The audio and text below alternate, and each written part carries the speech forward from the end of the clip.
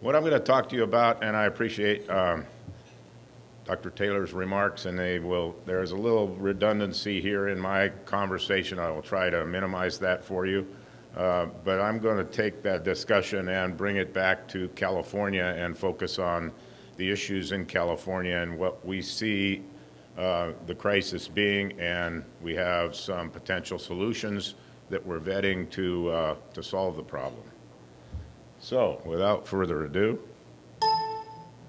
oops.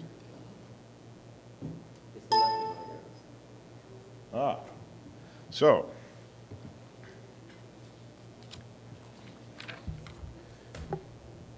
in 2011, in October, the California Transportation Committee issued a document that's about 250 pages about the state of the infrastructure in California.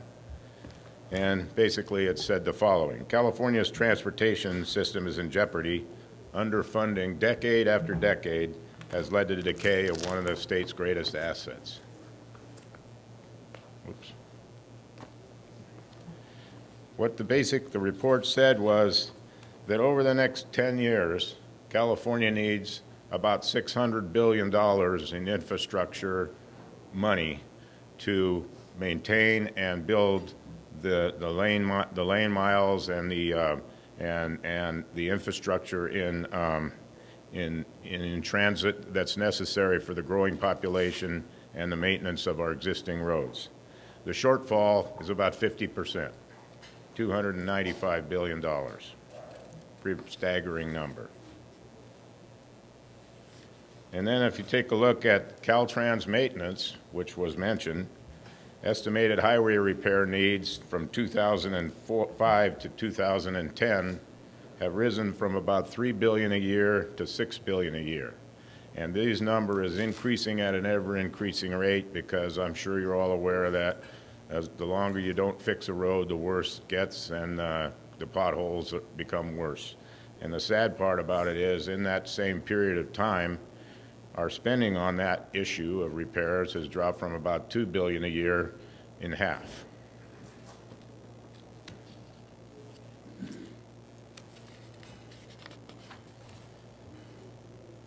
I have for you an infrastructure report card, and this talks about, this came from that same statewide needs assessment.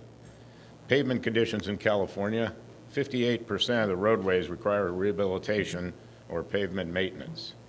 20% of our bridges require major maintenance or preventative work, and 6% of our bridges need complete replacement.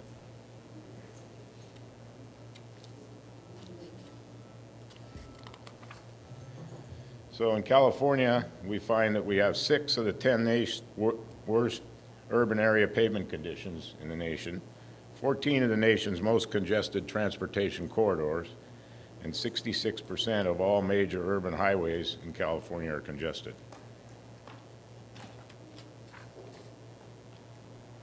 So, what does this cost? California's cost $13.9 billion annually for poor road conditions, and that equates to about $586 per motorist per year. That's for alignment jobs, blowouts, windshields repairs from gravel. I happen to be personally, I can report that about a month and a half ago I had a blowout on Interstate 5 in Stockton because I hit a pothole. And the amazing statistic that we've been able to discover is that bad road conditions contribute to more than 1/2 of the U.S. fatalities, more than drunk driving, speeding, or failing to use seat belts.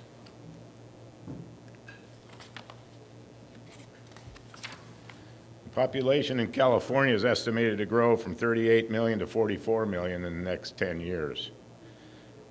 That's 15%. Vehicle miles traveled is growing 10 times faster than new lane miles are being built. Truck freight is expected to increase 75% in California by 2035. And this is the funding crisis. What you see here are the various buckets that were already described as to how funding gets for infrastructure in California.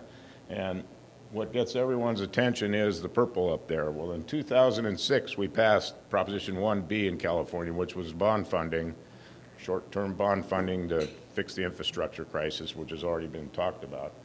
And the problem is that bond issue is about $20 billion is going to sunset in 2013-14. So we will have gone from spending at the peak in 2008-9 in California about $13 billion on infrastructure. It's going to plummet to $6 billion by 2013 if we do nothing about it. So when we make the case, as we do daily, for infrastructure spending, we talk about it from numerous angles. One being jobs. Every $1 billion spent on infrastructure creates 30,000 jobs, 15,000 direct jobs and 15,000 indirect jobs. And if you look nationally, you'll discover that the construction industry, depending on the region in which you find yourself, is between 20 and 40% unemployment. So commerce is at risk if we do nothing. 84% of the U.S. economy is dependent on transportation infrastructure. And if we fully funded infrastructure, in other words, if we spent that $600 billion I was talking about over the next 10 years, it would increase the California gross state product between 5 and 7%. So we worked up, and we've been studying for the last number of years some potential funding solutions for California, of which we found 6 that are probably the most attractive or the least unattractive, depending on how your attitude is about this whole issue. So I'm going to go through those briefly, each one, and then I'm going to make a recommendation. I'm going to show you what we're recommending and moving forward with. So the encouraging public-private transportation investment. This is the famous 3P that everyone hears about that is being used more nationally and being used very little in California as yet. Reinstating the vehicle license fee, annual increase in fuel user fees, that's basically raising the gas tax, harvest cap and trade fees, institute a tire user fee, or institute vehicle miles traveled fee. So I'm going to talk briefly about each of these.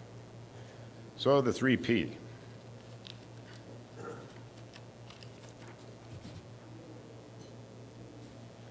Public-private investment would encourage privatization of transportation systems when applicable.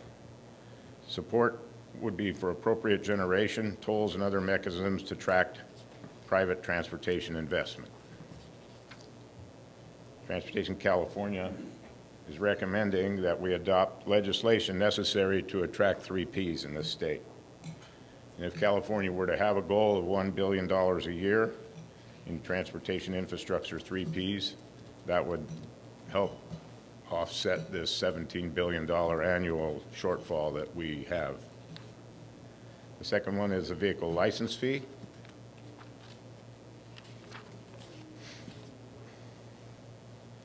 Transportation California recommends increasing the vehicle license fee to the pre-2006 rate schedule. Now, this is really a complicated conversation, but trust me, we have a 40-year nexus of having charged 2% vehicle license fees when you bought a car in California, and it decreases over the first 9 years of ownership.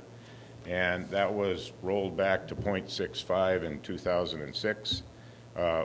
We are arguing that if you were to reinstate the vehicle license fee, it would generate $3.7 billion in revenue annually in the state. And one of the things we've discovered is, and I'm going to talk a little more about this one because it seems to be the avenue that people most find to be a solution that will sell. Although previously that wasn't dedicated to transportation. Pardon me? The revenues were not dedicated to transportation. Well, I know that, but we feel there's a nexus, and focus groups have shown us that people thought that it should. Well, people either think that it should go to transportation infrastructure, or that people thought that it did when it was being taxed. Interestingly enough, because there's been, as you know, a lot of politics around that issue since 2006. The fuel user fee.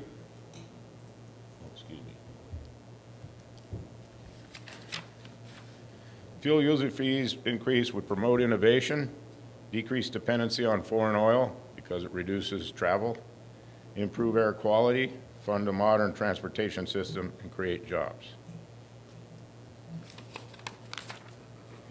It's the most practical funding solution. It's the one that we've used forever. It's simple and fair, it's easily administrated, and it's in concert with sound energy policy, and it's surprisingly inexpensive.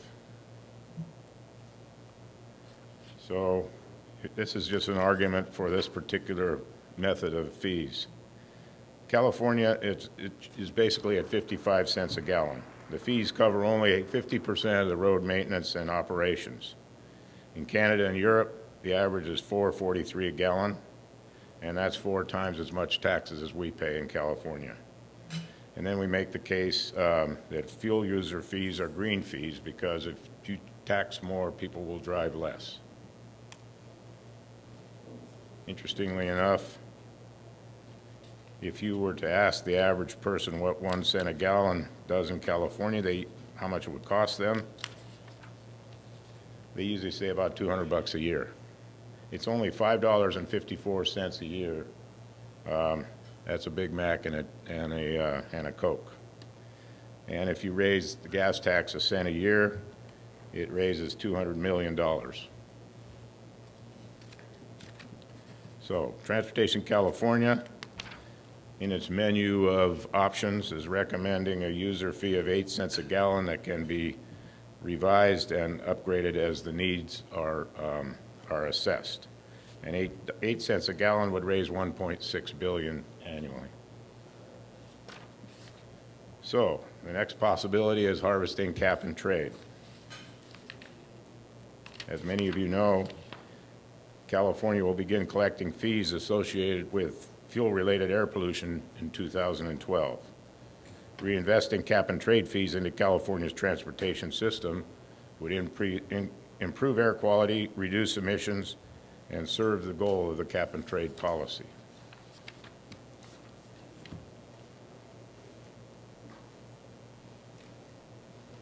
Transportation California is recommending that cap and trade fees collected from pollution-related pollution be directed to the maintenance of California's transportation system.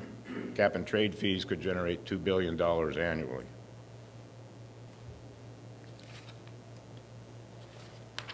Tire user fee. This seemed like a pretty good idea. We consume about 35 million tires a year.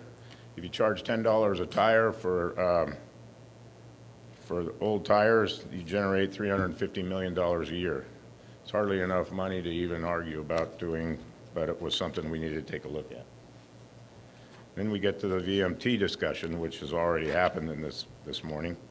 Californians travel about 350 billion miles a year. Transportation California recommends 1 cent per mile on a VMT, and that, if you did that, would raise $3.5 billion. Sorry. So you add up all this stuff, these 6 possibilities that I mentioned, it generates about $12.15 billion. That's assuming you could get all this passed, which politically is virtually impossible. We'd still be $5 billion short of the needs assessment I was discussing earlier. So, we're focused in on the vehicle license fee, which is we spent a great deal of time working on lately. So what you see in this graph, this is a Caltrans graph.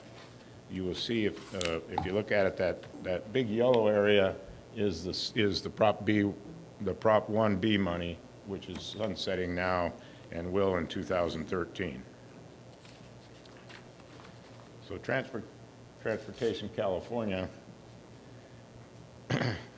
we have a challenge to maintaining our highway system, and the looming end of Proposition Transportation 1B has driven Transportation California to focus on a suitable and significant new funding source. After 2 years, we've studied various alternate concepts, and we discovered that this one polls the best. Close to 60% of the people feel that reinstating the vehicle license fee is a solution that will work politically. So we call it a transportation system user fee as opposed to vehicle license fee. So at this point, we've drafted a constitutional amendment that we intend to introduce after the political issues are settled around the state. The governor doesn't want any other tax bill or discussion on the November ballot, and we're in the negotiations with them now. Our next step, after having done focus groups, is to do polling on this issue, and we think it has some possibility in the next couple of years. What does the bill do? It authorized the user charge on vehicles structured to mirror the tax collection process utilized for the VLF. It adds some Article 19 protection to the Constitution, and let's assume we charge 1% of the VLF.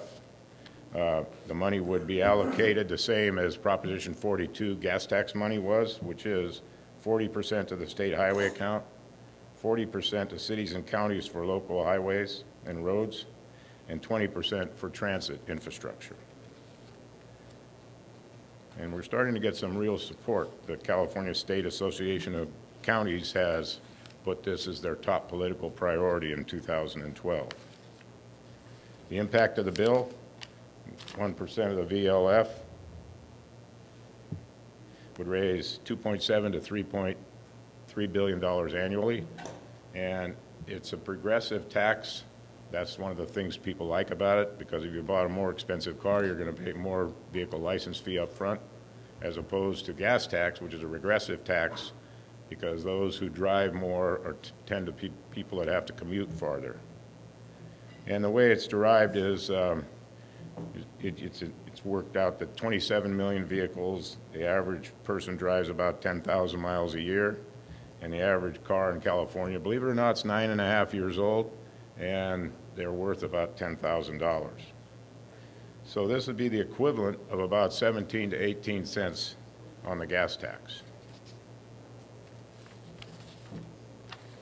And this is how it would be spent. And the formula, as I said, is the same formula that was used for Proposition 42. So that's how the distribution would be. So that's our presentation.